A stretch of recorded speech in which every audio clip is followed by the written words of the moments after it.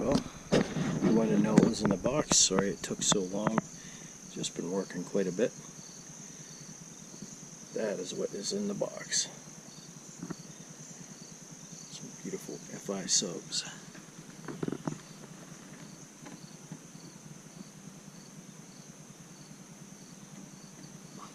It's got the culling done to it. You know, it's got these, I don't know if I'm going to like these or not. Kind of do like the push terminals, but these seems a little more stout, and you can put any gauge you really want on there. You could put 0 gauge if you want on those, but alone, this is almost a 70-pound sub. You know, of course, yeah, they make bigger. Of course, they make smaller too. So it's a pretty beefy sub.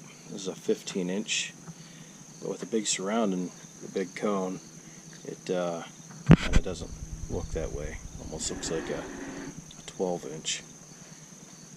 But let's see if I can flip it on the side here without having it roll off or anything.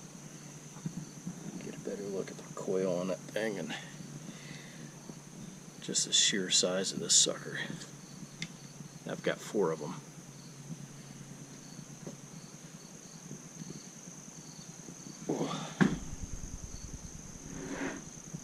But that is what was in the box.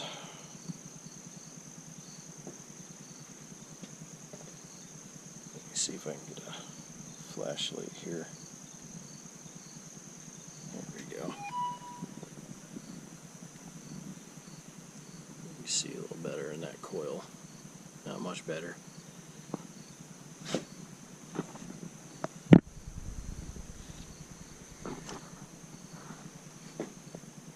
We just tense on this GoPro.